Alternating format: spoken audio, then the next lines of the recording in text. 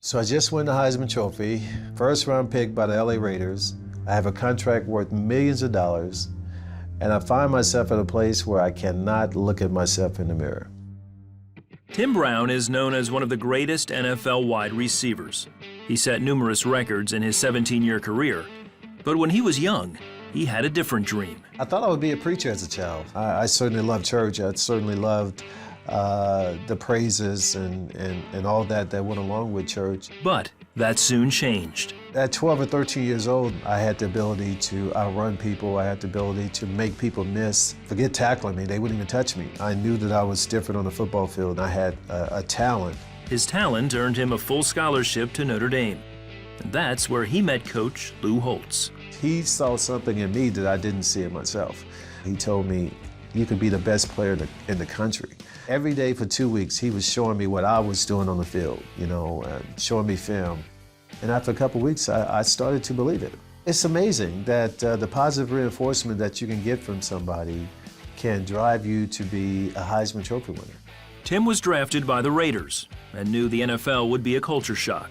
So he sought advice from his pastor before heading off to training camp. I'm 21 years old, things are rolling for me at this point, and I am looking for him to say, God loves you, he understands, go enjoy yourself. And instead, he lays into me about, God has you here for a purpose. He's giving you this platform for a reason, and he wants you to be able to bring men to God. And it was like, really? But Tim had other things in mind. Now, I had such a devilish mind at that time when it came to women, and it was either going to happen fast or it was going to happen slow, but it was going to eventually happen. There was about a year and a half between the time I was 23, 24, that I was, when it came to the women, I was out of control. I could not look at the man in the mirror. It had this enormous mirror across the bathroom. The light bulbs went out one time. I wouldn't replace the light bulbs because that made it comforting to me. It was better for me to be able to walk by and not be able to see myself than to look at myself in the mirror. On the field, Tim Brown was a star, but he knew something was missing. I was thinking I was coming to the end of my career, thinking I'm about to, getting close to 30, NFL players, they don't play much longer after 30. And I knew that all this I was feeling about, about God and my life and how I should be living was just, it was just rising up more and more and more and more. Finally, Tim had had enough. He couldn't keep living with the shame he felt. He needed to confront the man in the mirror. June 26, 1996, I was at my mom's house. I rolled out of bed at the middle of the night, got on my knees and said, Lord, I can't do this anymore. You know the situation I'm in the NFL locker room. You know these women.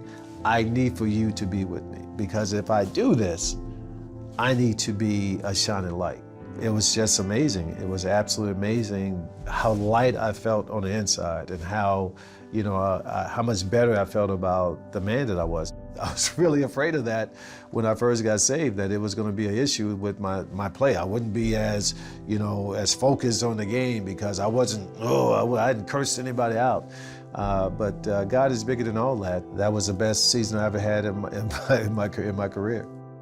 I meet Sharice, my wife, 2 weeks after that night. And 3 weeks after meeting her, I knew that I was going to ask her to marry me. We decided to abstain from all that stuff that I had been doing previous to meeting her, which was very difficult for me initially. It was tough, man, but at the same point, we knew that we were doing the right thing. Tim remembered his pastor's words, and over the years, he discovered his true purpose in the NFL.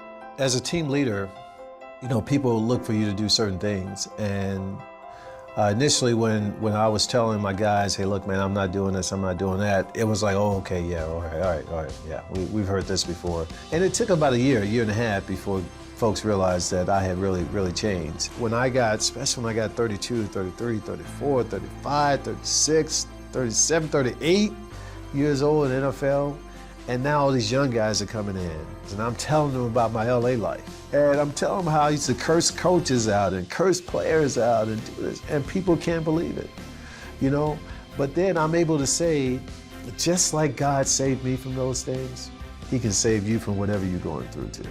Whatever you're going through is not bigger than God.